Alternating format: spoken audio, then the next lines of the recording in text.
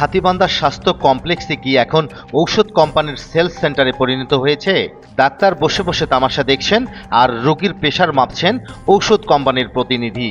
লালমনিরহাটের হাতীবান্ধা উপজেলা স্বাস্থ্য কমপ্লেক্সের এ দৃশ্য এখন সামাজিক যোগাযোগ মাধ্যমে টক অব দ্য টাউনে পরিণত হয়েছে।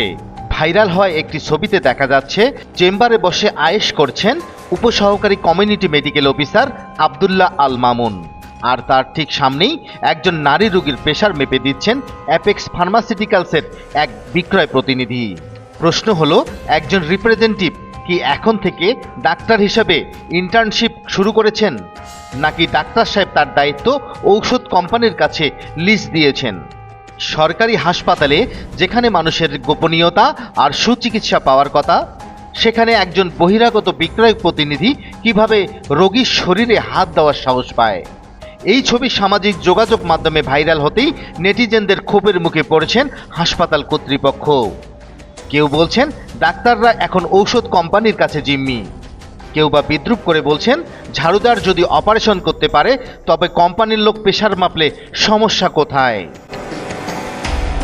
অভিযোগ আছে ডাক্তার আল মামুন দীর্ঘদিন একই হাসপাতালে থাকার সুবাদে গড়ে তুলেছেন একটি শক্তিশালী সিন্ডিকেট।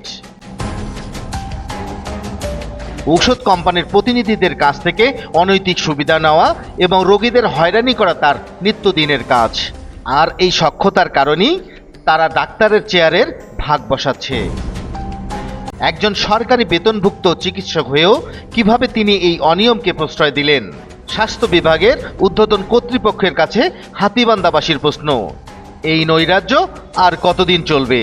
সাধারণ মানুষ কি তবে হাসপাতালে গিয়ে দালালের হাতে জিম্মি হয়েই থাকবে? আমরা এই ঘটনার সুস্থ তদন্ত ও দোষীদের দৃষ্টান্তমূলক শাস্তি দাবি করছি।